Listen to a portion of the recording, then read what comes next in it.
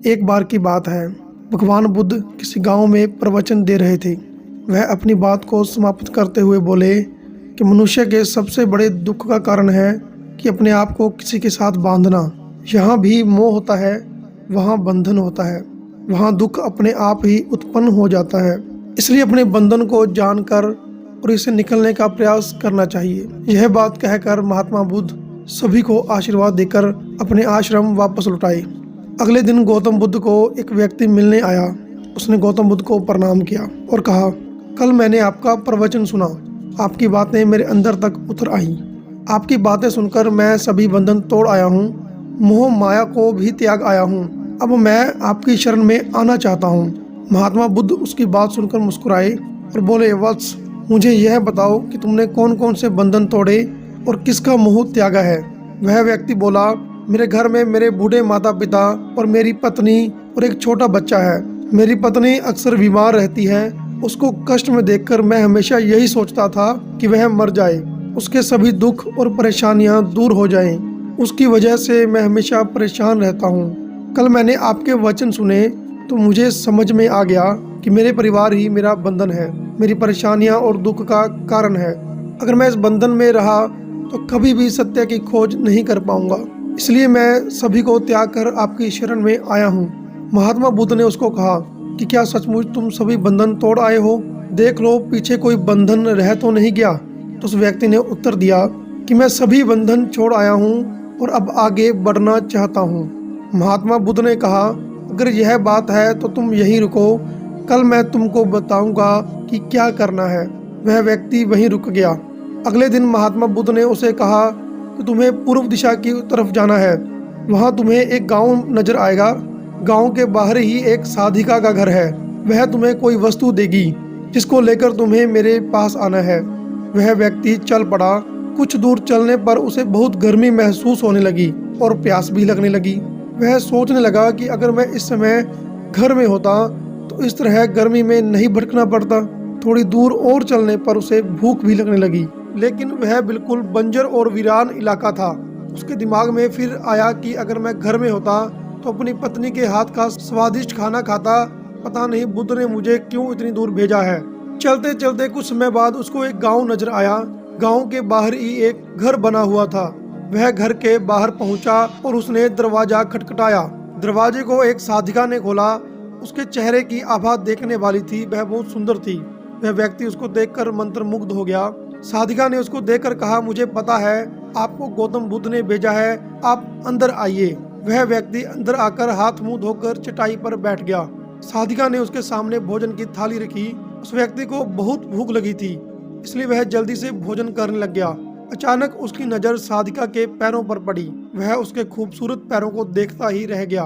तभी साधिका ने उसका ध्यान भंग किया और कहा, जिसको महात्मा बुद्ध के चरणों में स्थान मिल जाता है उसको किसी और के पैर देखने की जरूरत नहीं पड़ती। वह व्यक्ति उसकी बात सुनकर बहुत शर्मिंदा हुआ और अपनी नजरें झुकाकर चुपचाप भोजन करने लग गया।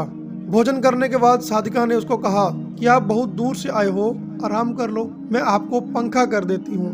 वह व्यक्ति चटाई पर लेट गया और अपनी आंखें बंद कर ली। साधिका उसको पंखा करने लगी, लेकिन लेटने के बाद भी उस व्यक्ति को चैन नहीं आया।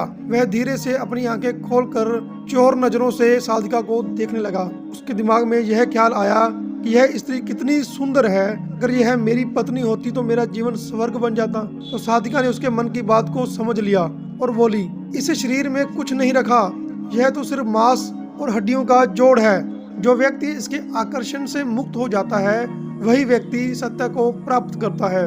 वह व्यक्ति उसकी बात सुनकर घबरा गया और जल्दी से उठ बैठा और बोला, अब मुझे महात्मा बुद्ध के पास चलना चाहिए, इसलिए आप मुझे वह सामान दे दे जो बुद्ध ने कहा था।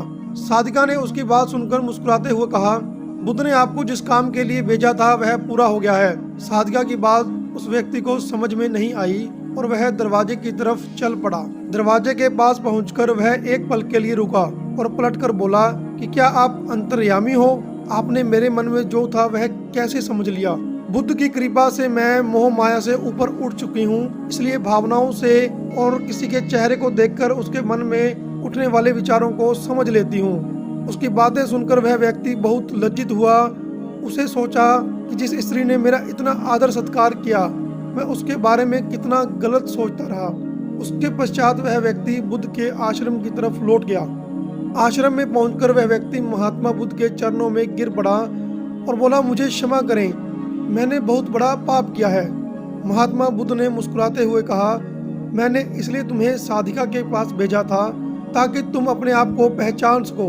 अब तुम मुझे यह बताओ कि क्या तुम सचमुच मोह माया के बंधनों को त्याग चुके हो? उस व्यक्ति ने कोई जवाब नहीं दिया, वह नजरें झुकाकर खड़ा रहा। बुद्ध ने कहा कि बाहरी बंधनों और मोह को त्यागने से हम बंधन मुक्त नहीं होते। दरअसल बंधन और मोह हमारे अंदर होते हैं।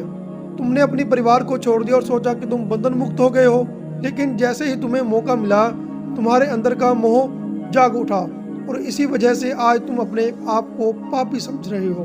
उस व्यक्ति ने बुद्ध के आगे हाथ जोड़ दिए और बोला कि मुझे क्षमा करें बुद्ध, आप सही कह रहे हैं। मैं सिर्फ अपनी पत्नी से पीछा छुड़ाना चाहता था क्योंकि वह बहुत बीमार रहती है।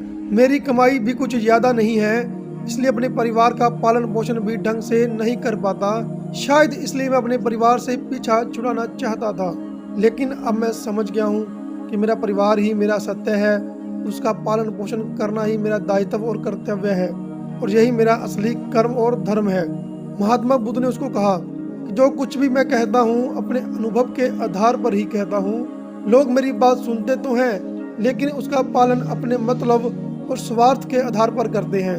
इसलिए मोह माया, कामना, इच्छा, वासना, क्रोध को लोग बाहर की तरफ तलाशते रहते हैं, जबकि यह चीजें हमारे अंदर ही हैं। हम दूसरों को देखकर तरह तरह की कामना करने लगते हैं। कामना से इच्छा जन्म लेती है और इच्छा से वासना पैदा होती है और वासना की पूर्ति न होने पर क्रोध उत्पन्न होता है।